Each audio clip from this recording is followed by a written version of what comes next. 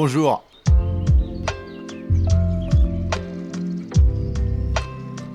Waouh.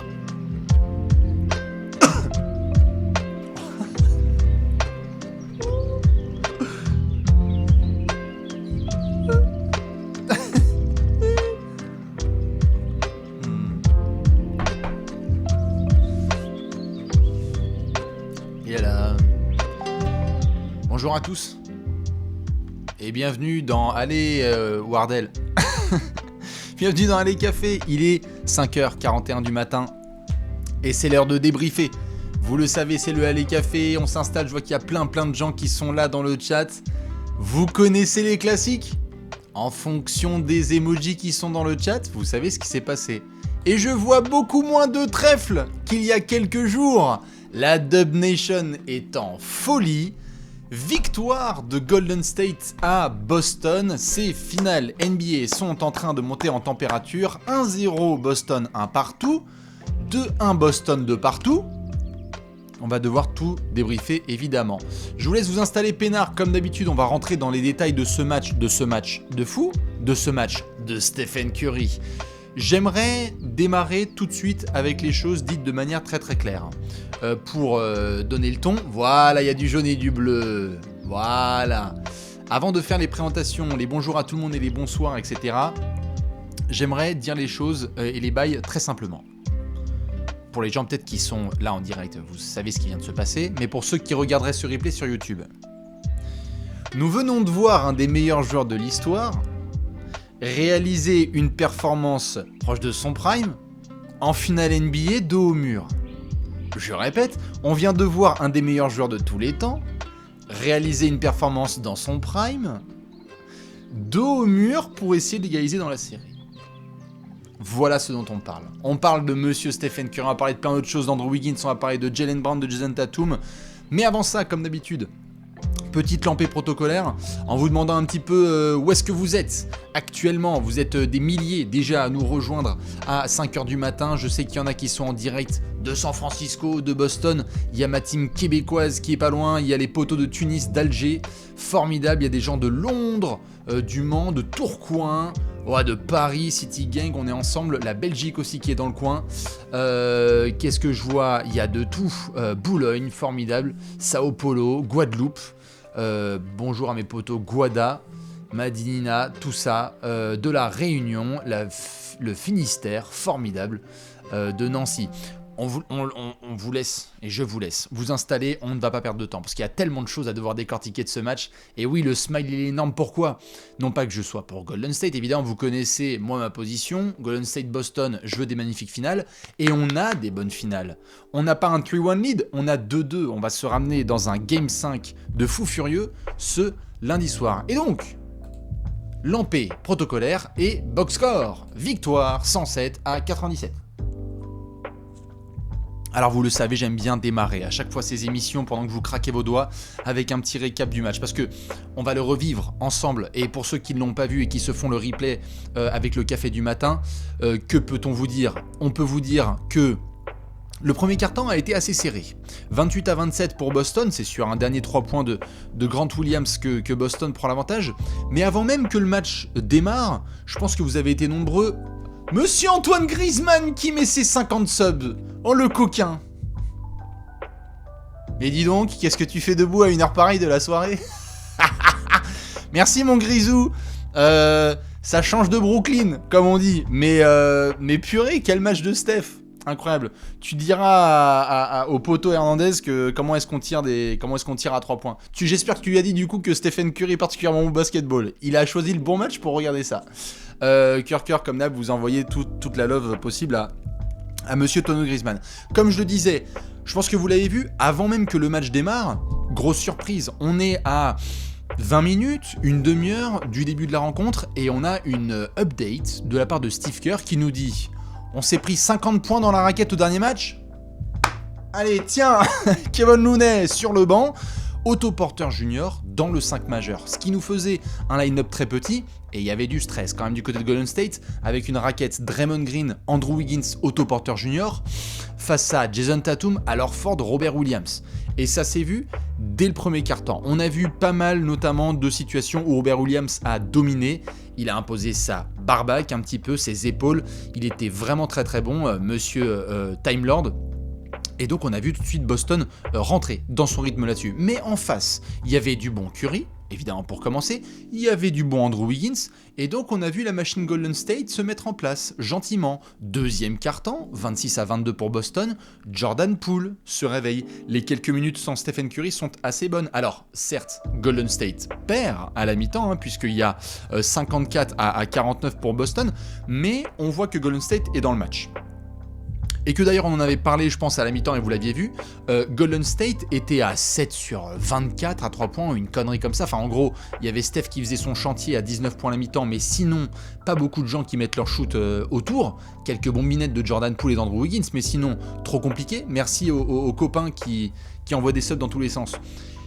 Et donc, on se disait, tiens, Golden State, dans le match, mais bon, on peut regarder les choses de deux manières. Ils sont à 7 sur 8000 à 3 points, ils ont un gros Stephen Curry, mais Draymond, ça va pas du tout. 0 points à la mi-temps, 0 sur 4 au tir. Klay Thompson, c'est pas du tout le Splash Brother, il n'y est pas. Et donc, on voulait voir ce que ça allait donner du côté du fameux troisième quart-temps. Pour juste faire la part des choses côté Boston, un très très bon Jason Tatum, un très bon Jaylen Brown, absence totale de Marcus Smart, un excellentissime Robert Williams, et les bonnes entrées comme d'hab de Derrick White. Donc Boston respectait son plan de jeu, bonne réussite à 3 points, on va pénétrer un petit peu à l'intérieur et les punir là où il faut. Et donc, on se disait, bon, si ça se trouve, il va y avoir la spéciale de Golden State dans le troisième quart-temps. Le score du troisième quart-temps, je vous le remets évidemment sous les yeux, 30-24 pour Golden State, donc certes dominé et remporté par Golden State ce quart-temps, mais pas la déflagration qu'on a pu voir précédemment.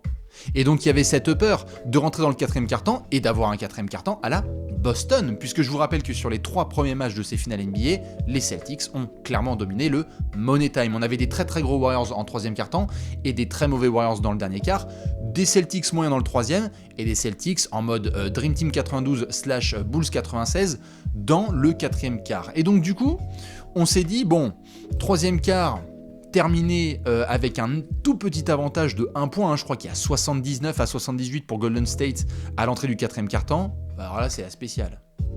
Début du quatrième quart, 2 équipes à égalité, Boston qui mène 2-1 à domicile. Là, c'est l'heure des grands garçons. Soit t'es Boston, tu fais le travail et tu mènes 3-1, soit Golden State monte le cœur de champion et égalise à 2-2.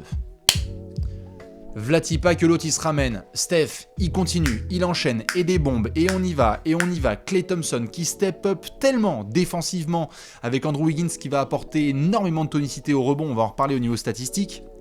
Golden State tient, et Golden State verrouille, pendant que Boston, malheureusement, va retomber dans ses travers. Attaque absolument désastreuse, je vais vous laisser, vous savez quoi, j'ai même envie de préchauffer une note sur 10 concernant l'attaque de Boston dans le dernier quart-temps.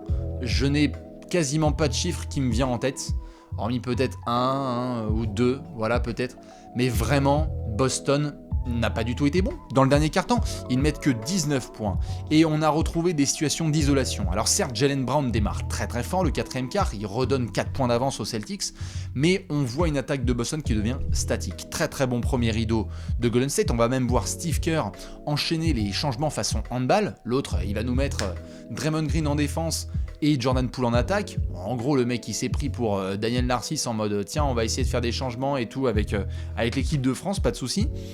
Et au finish, Boston ne va pas du tout à repasser le cap. Pendant que Steph, lui, il va appuyer là où ça fait mal. Il va faire le travail et ils vont pas faire les erreurs que Golden State a pu faire précédemment et donc blow le lead dans le dernier quart-temps. Du coup, ça nous donne cette victoire de Golden State. Alors, rendons à César ce qui lui appartient.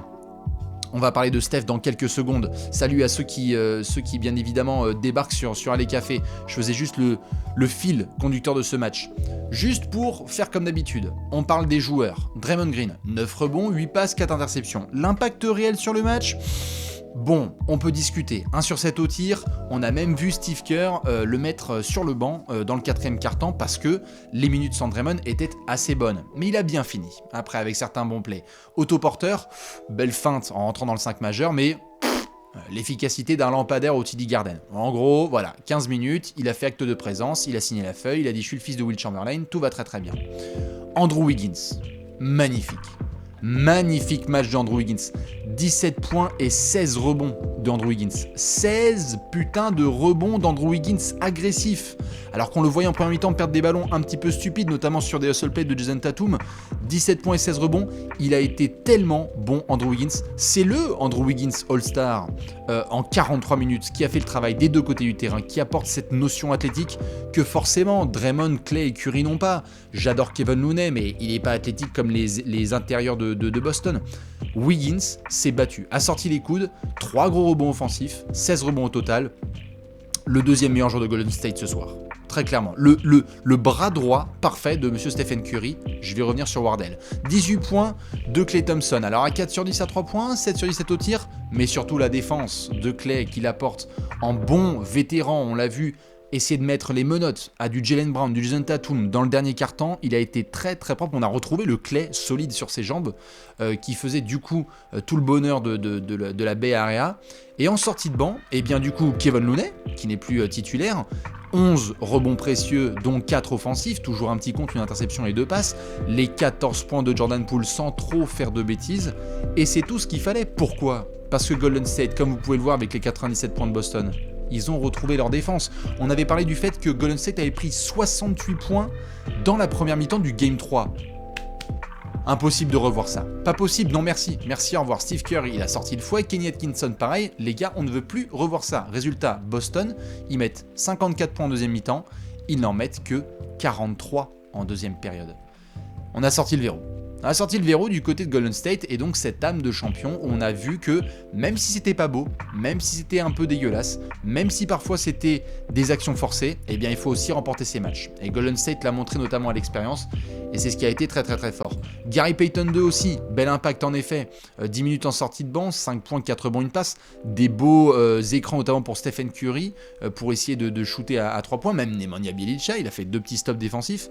Bref, c'était un effort global de Golden State, 15 sur 43 à 3 points, donc ils avaient un petit peu rectifié le tir en deuxième mi-temps. Une belle bataille au rebond, puisque vous voyez, Golden State l'emporte 55 à 42 au rebond. C'est Warriors, les Warriors qu'on a vu complètement dominer au rebond sur le match précédent, 55 à 42. On a sorti les coudes. Andrew Wiggins prend plus de rebonds que Al Horford, Jaylen Brown et Marcus Smart en cumulé. Kevin Looney a pris 11 rebonds en 28 minutes en sortie de banc. Ils ont vraiment été impeccables. Maintenant, monsieur Stephen Curry. Parce que c'est bien, on va parler, après je vais parler de Boston, etc. Mais qu'est-ce qu'on vient de voir ? Qu'est-ce qu'on vient de voir, mesdames et messieurs ? Vous voulez quoi, que je vous montre ça ? 43 points, 10 rebonds et 4 passes, à 7 sur 14 à 3 points, 14 sur 26 au tir. Dans un match à pas perdre, le mec est mené 2-1, il est en déplacement à Boston. C'est le patron. On vient de voir un match de Prime Curry, pas tout à fait dos au mur, parce que certains vont me dire, ah, dos au mur, t'es mené 2-1. Quand même, si tu perds contre Boston, tu reviens à la maison, t'es mené 3-1, doucement. Steph a été extraordinaire. Et je pense que vous êtes une majorité à avoir vu quand même le match là, dans le chat en direct. J'ai limite la sensation, les stats sont très belles, hein, 43 points, 10 rebonds et 4 passes, j'ai limite la sensation que son impact est encore plus grand que ce qu'il a montré là. C'est-à-dire, lorsqu'il a fallu donner l'impact pour les Warriors, c'est lui qui l'a eu. Mais dans tous les grands moments, il met les 19 points en première mi-temps, il met les bombinettes. Et donc du coup, ça éclate certains paramètres défensifs de Boston. Et en deuxième période, mais allez-y, Derek White, Marcus Smart, Al Horford, il essayait tout comme d'hab, de monter sur les écrans, reculer. Le mec, on savait pas s'il faisait de l'aérobic ou s'il était en défense sur Steph. Il s'est régalé. Et il s'est régalé dans différents compartiments parce que même en fin de match, quand vous le voyez récupérer la balle, je crois qu'il y a un moment où Jaylen Brown glisse et Steph peut faire tourner l'horloge. Non. Il sait ce qu'il doit faire. Il doit utiliser là justement le breakdown défensif et aller provoquer la faute d'Al Horford de lancer franc. C'était clairement le meilleur joueur sur le terrain, encore une fois, mais là à un niveau tellement supérieur du reste que je pense que les fans de Boston et le Golden State étaient bouche bée. Là, ce qu'on vient de voir, c'est du niveau... En fait, j'ai envie de dire, je vais vous laisser me répondre à cette question. À ce niveau de la compétition, c'est quand la dernière fois qu'on a vu Steph jouer comme ça ? À ce niveau de la compétition ? Il a déjà fait des grandes finales. 2018, il était très très fort. On avait parlé de la bataille avec KD pour être MVP des finales. Mais là, je crois qu'il a jamais été aussi fort en finale NBA. Et même quelque part, va falloir qu'on remonte à certains matchs de playoff. T'es mené 2-1. T'es mené 2-1 et tu te pointes à Boston pour faire ce qu'il a fait. Voilà, c'est exactement ça, c'est 2018 je pense. Finale 2018, il est quand même très très salaud. Finale 2019, c'est vrai qu'il fait du gros match contre Toronto quand KD n'est pas là. C'est vrai. Mais là, je pense que pour résumer la chose, comme je l'ai dit en intro, on a vu un joueur all-time faire une performance all-time au moment où on avait le plus besoin de lui côté Golden State. Les gens qui ont vu ce match en direct, je pense, se sentent chanceux. Et je supplie les gens qui regardent ce replay de trouver un moyen de revoir ce match. Vraiment.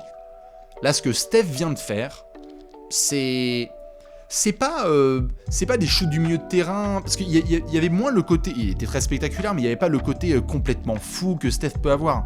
En fait, c'était tout en contrôle. C'est tout en contrôle. Donc, dans ce troisième quart, lorsqu'il faut mettre le push, Steph y répond présent. Parce que Clay a toujours pas des shoots qui rentrent. Il en met un ou deux dans le troisième quart, mais c'est tendu. Et Jordan Poole commence à se calmer aussi. C'est Steph qui appuie sur le champignon. Et dans le quatrième quart, les 3 minutes de repos qui sont prises par Steph, parce que Steve Kerr le met sur le banc, là ça respire avec une paille. Hein. Là tout le monde transpire Golden State. Et à Boston on est là genre oh putain, Jaylen Brown commence à mettre des lay-ups, let's go quoi. On va leur mettre la sauce. Les mecs ils ont osé reposer Stephen Curry. Donc le 5 de Golden State c'était une horreur. Mais en fait dès qu'il est revenu sur le terrain, la différence elle était faite quoi. Je peux pas vous montrer d'image là parce qu'on n'a pas non plus les droits, mais le 3 points qu'il met dans le Money Time, mais c'est un pylône dans le cœur des Celtics. Mais vraiment, il est écœurant quoi. Il est écœurant. Et donc bah du coup sur sa feuille globale, parce que c'est ça que je voulais vous montrer. Non mais c'est n'importe quoi. Sur ses finales, regardez juste qu'on soit d'accord. Sur ses finales là, Steph. Il a joué 4 matchs. Qu'on soit d'accord. C'est le mec qui est le plus ciblé par la défense de Boston. Il est à 7 sur 14 à 3 points, 5 sur 12 à 3 points, 6 sur 11 à 3 points et 7 sur 14. C'est-à-dire que le mec, sur un volume de 12 à 14 tirs à 3 points tentés sur ses finales NBA par match, il en met 50%. Non mais je répète pour les gens au fond de la classe. Le mec, laissez-moi faire un calcul mental. 7 et 7, 14, 20, 25. Il est à 25 sur... Il est à 25 sur 51 à 3 points là en finale. Il est à 25 sur 51 à 3 points finale en 4 matchs. Voilà. C'est n'importe quoi. Et à la limite, il aurait encore KD autour et un grand Clay et un Jordan Poole de fou furieux. Ok. Mais là, le mec, il se tape des doubles et triples teams. Il y a Derrick White qui lui colle au short. Il y a Marcus Smart. En plus, no disrespect. Les fans de Boston le savent, ils sont à la maison, ils ont un arbitrage à leur avantage. Mais c'est normal, on s'attendait à un jeu plus physique sur lui. Ça le fait même pas chier, le gars. Il s'en fout. Il a dit, bah, très bien, vous voulez me serrer un peu plus ? Il vient de faire un truc, je crois qu'ils l'ont dit en fin de match, un des joueurs les plus vus en finale à mettre 40 points avec Jordan et LeBron. C'est complètement indécent. Là, il n'y a même plus de questions, déjà qu'il ne devait pas y avoir beaucoup de questions, il n'y a même plus de questions à avoir ou de débats à avoir sur ce que Steph peut faire en finale NBA. Ça a été quelque chose qui l'a suivi et on verra la suite de la série. On verra. Mais ça a été une espèce de grosse erreur historique parce qu'il y a eu 2016 et parce qu'il a fait du caca face aux Cavs. Et donc du coup derrière on lui a mis cette étiquette de mec qui va peut-être pas délivrer en finale. Là ce qu'il est en train de montrer, c'est... Je sais pas si on se rend compte, moi je me suis dit dans le 4ème quart-temps, si Steph là, il finit le taf, si les Warriors finissent le taf, là on est sur des bases, je sais pas si vous vous rendez compte, hein, là en 4 matchs. Hein. Il est à 34... Attends, là les stats elles sont à jour là. Il est à 34 points, 6 rebonds et 4 passes de moyenne. Là sur les finales. 34 points, 6 rebonds et 4 passes de moyenne à 50% au tir, 50% à 3 points et 90%. Vas-y, c'est bon. il est... Non, c'est pas possible. Elles sont pas à jour, les stats. Il est en 50-50-90. Hein, tout va très très bien. À 34 points de moyenne. Voilà. Donc... je sais pas quoi vous dire. C'est absolument hallucinant et un privilège de voir ce joueur à ce niveau-là. Voilà, faut dire les choses. Et je pense même, je sais pas s'il y a des fans de Boston là qui sont dans le chat. Parce que je vois qu'il y a beaucoup de fans de... Là, il y a beaucoup de fans de Boston qui pioncent. Hein, parce que là, il y a du regret. On va parler de Boston dans quelques minutes. Mais je sais pas s'il y en a. Très franchement, même si t'es fan de Boston là ce soir, tu respectes. Oui, voilà, mon cher Onlyax. Si vous êtes fan de Boston, là, tu respectes. T'as le seum, mais là, tu respectes. Ce que tu viens de voir là, c'est des trucs de LeBron, de Jordan, de Kobe, Duncan. Enfin, c'est des trucs... c'est... Qu'est-ce que tu veux faire? Tu peux même pas faire le hater, en fait. Parce que le mec est beaucoup trop fort. Bref, du coup, voilà, 43 points, 10 rebonds et 4 passes. Allez vous faire les highlights, allez vous faire le replay du match. C'est du très très gros travail. On va reparler du point d'exclamation que ça permet d'offrir pour Golden State, hein, qui quand même avait les pétoches. Hein. T'aurais pu rentrer à 3-1 et ça aurait été un autre type d'affaire. Maintenant, côté Boston. Ah, côté Boston, il y a du regret. Ah, côté Boston, il y a du regret. Alors encore une fois, un très très bon Jaylen Brown. Hein. 9 sur 19 au tir, certes, mais 21 points, 6 rebonds, 2 passes, toujours dans les bons coups. End one sur Draymond Green. Le 4ème quart-temps, c'est lui qui met le push. Alors Jason Tatum est très très fort en première mi-temps. 23 points, 11 rebonds, 6 passes et 3 contres, donc très complet, mais 8 sur 23 au tir, 6 ballons perdus. Tatum a vraiment vendangé à certains moments. On a eu des pertes de balles où même, je crois que Ime Udoka est venu en sortie de temps mort pour aller taper sur le pec de Tatum et dire « Hey, c'est quoi ces balles perdues à la con ?» C'est ce qui a été notamment rapporté par certains reporters qui étaient en bord de terrain. Vraiment, Tatum a été bon, impactant, mais il a manqué de propreté. Il y a 15 tirs sur 23 qui sont loupés, il y a 6 ballons perdus. À côté de ça, Jaylen Brown, j'ai pas envie de faire une bataille, mais quand on était en début de 4ème quart-temps et que Jaylen Brown a fait 2-3 très très gros plays, on s'est retrouvé sur les réseaux et on a dit, bon, on est d'accord, c'est le MVP des finales. Avant que l'autre dingue, le fou là, Safran, il continue à faire ses dingueries et du coup Golden State l'emporte. Mais Jaylen Brown, je trouve, c'était kiff-kiff avec Jason Tatum sur le match de ce soir. Je regarde un petit peu ce que ça dit. Tatum trop pressé d'enterrer les Warriors. Je suis d'accord. Je sais pas, vous savez, j'ai bien aimé jouer à ce jeu sur le début des finales. Un mot pour décrire la perf de Tatum. Parce que tu peux pas dire mauvais. Et pressé, maladroit, j'essaie de trouver le mot en fait. Inconstant, je sais pas si on peut dire chocotte, irrégulier, trou d'air, pourquoi pas. Nul, non, on peut pas dire nul. Manque d'expérience, c'est pas faux. Insuffisant, j'aime bien. Immature, c'est un peu violent quand même. Insuffisant, j'aime bien. Inexpérimenté. Ah, on est sur les mêmes choses. Hein. Irrégulier, frustré. Faiblard quand même, vous êtes dur. Manque de lucidité, ça c'est sûr. Une performance de jeune. Allez, on va dire inexpérience. Je suis d'accord avec le terme d'inexpérience qui est pas mal ressorti là dans le chat. Il y en a qui mettent chocolatine, c'est formidable. Manque de rigueur, ouais, manque de rigueur, donc de discipline, donc d'expérience. C'est vrai qu'il a manqué de cette espèce de sagesse que les Warriors ont eu sur la fin du match. Et on a senti que Tatum était un petit peu plus en mode novembre-décembre qu'en mode avril-mai, si je peux schématiser ainsi. On a retrouvé certains gestes de Tatum qui étaient pas top, alors qu'en soi il avait l'air moins gêné par sa blessure à l'épaule. Et donc du coup c'était pas idéal. Mais c'est pas à lui qu'on va jeter la première pierre, comme diraient certains chanteurs. Al Horford, 8 points, 6 rebonds, 4 passes. Ok, on va pas non plus en demander plus, mais bon, voilà. Robert Williams, rien à redire. 7 points, 12 rebonds, 4 passes de contre, le mec était trop fort. La première mi-temps de Boston, si elle est très bonne, c'est parce que Robert Williams fait ce qu'il a fait. Il a fait un chantier total dans le small ball de Golden State. Marcus Smart, encore une fois, hein. J'ai pas envie de dire, hein, mais les stats de Marcus Smart sur ces finales, ça cache un peu la forêt, on est d'accord, non? Il fait un très très gros game one, mais là, encore une fois, ce soir, 18 points, 4 rebonds, 5 passes, 4 interceptions. Alors oui, mais j'ai l'impression que Smart, c'est pas trop les chiffres. Hein. Je sais pas ce que vous en pensez. Il a pris certains shoots, c'est rentré, c'était super, mais oui, il a mis quelques shoots, en vrai. Mais je trouve que les stats ne reflètent pas trop son impact réel. Je trouve que notamment Derrick White, par exemple, qui met que 16 points, à 3 sur 5 à 3 points, fait un meilleur match que Marcus Smart. Je trouve que Derrick White a été vraiment bon. Qu'il a sanctionné dans le corner, qu'il a essayé de mettre des mains dans la gueule de Stephen Curry, parce que bon, voilà, il n'y a pas grand chose à faire. Et peut-être que je suis dur en effet avec Marcus Smart, mais voilà, en début de match, il a essayé d'être impactant en défense, mais vraiment, c'était pas tip top. Il a essayé de mettre un gros run dans le troisième quart, qui a notamment d'ailleurs permis à Boston de ne pas prendre l'eau. Donc peut-être qu'en effet je suis un peu dur avec Marcus. Mais moi j'aurais aimé davantage. Et en effet certains pointent le plus-minus.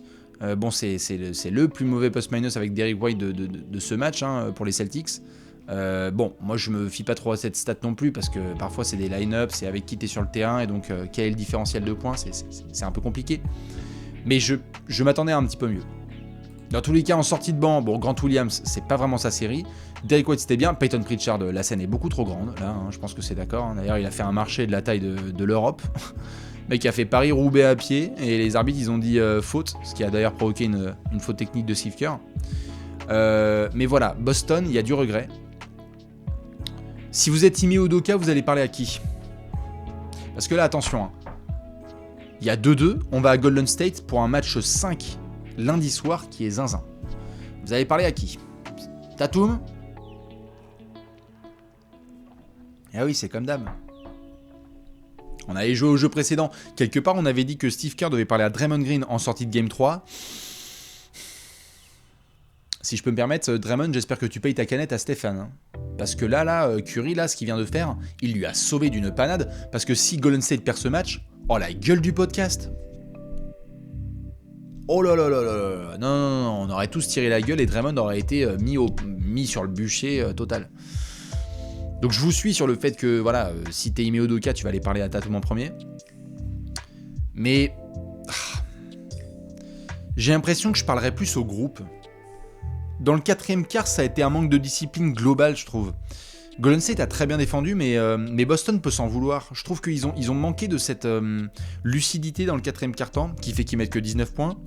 Et ils ont oublié un peu leur partition. On avait beaucoup parlé sur ces finales du fait que les Celtics devaient pénétrer, aller à l'intérieur, continuer à bombarder parce qu'ils ont plus de longueur de bras, plus de qualité athlétique, plus de rebonds offensifs, plus de tout.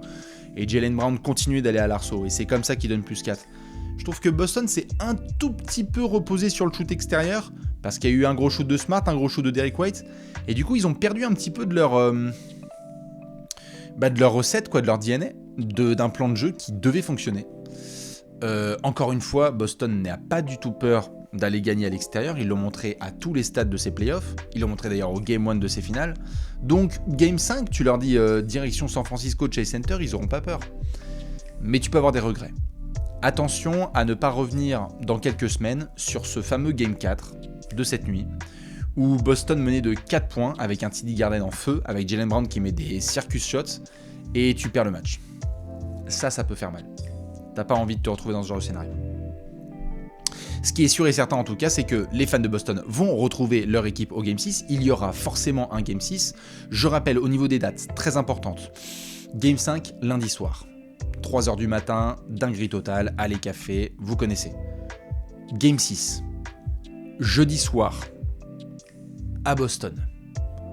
Quel que soit le score, je vais discuter avec la prod, je vais discuter avec Alex, je vais voir quels sont nos dispos, on a beaucoup de choses à préparer. Si vous êtes sage, il y aura du commentaire, en fonction du Game 5.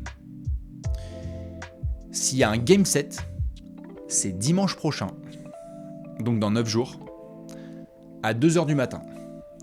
Et s'il y a un Game 7 entre Boston et Golden State au Chase Center avec Tatum et Curry et compagnie, vous savez déjà ce qui va se passer.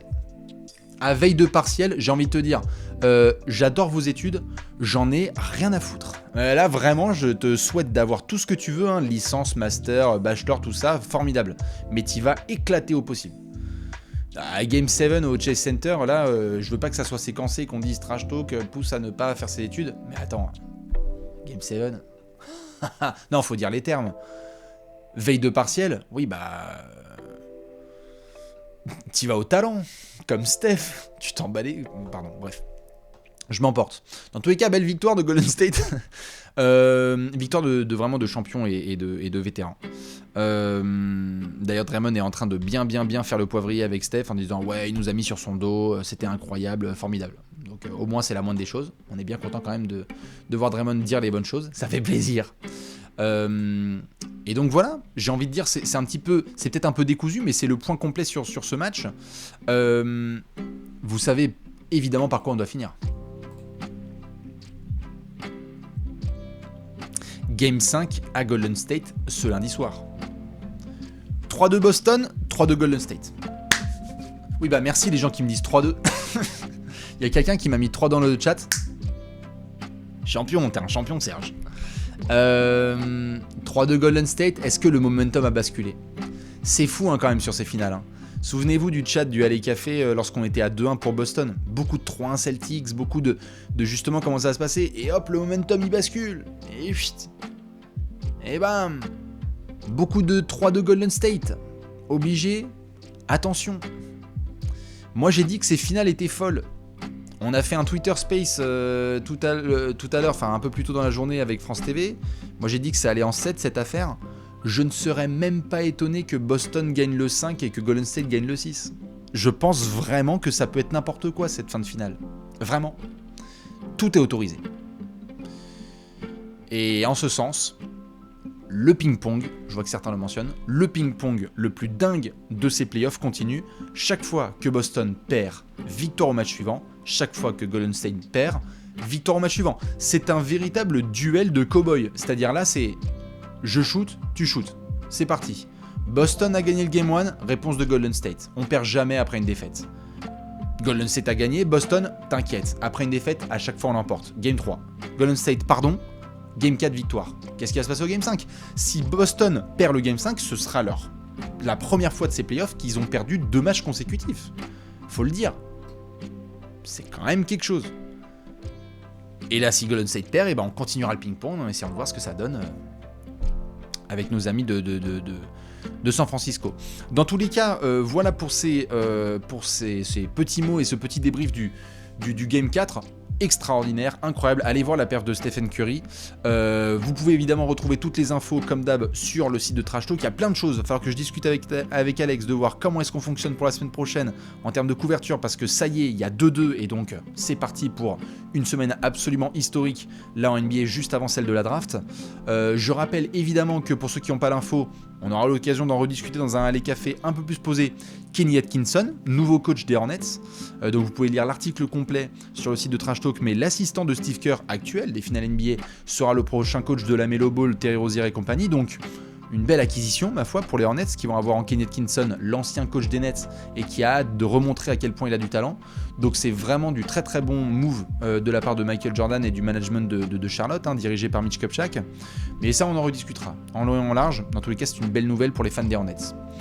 Sur ce, j'ai envie de dire merci à celles et ceux qui étaient là. Merci Toinou Griezmann d'avoir balancé ses subs en balle, à ceux qui ont balancé leurs subs dans tous les sens. Vous étiez encore des milliers pour débriefer ce match. Le prochain rendez-vous, il est clair. Lundi soir, 3h du matin, match, 5h30, Alley Café. Vous savez très bien quels sont les bails. Pour les autres, ceux qui vont aller se coucher, je vous souhaite un excellent début de week-end. Pour ceux qui vont démarrer leur journée, je vous fais plein de bisous. Démarrez bien comme il faut ce samedi.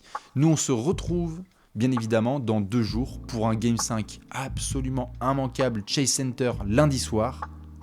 C'est bon, moi, petite tasse de café et la base, un train dans une demi-heure parce que c'est la vie qu'on a décidé de mener. Voilà. C'est tout ce qu'on aime. Sur ce, on vous attend dans les commentaires sur YouTube. N'hésitez pas à venir la prochaine fois. Merci à ceux qui étaient en direct sur Twitch. Des bisous et à très vite sur Twitch. À la prochaine, à lundi soir. Bisous, ciao.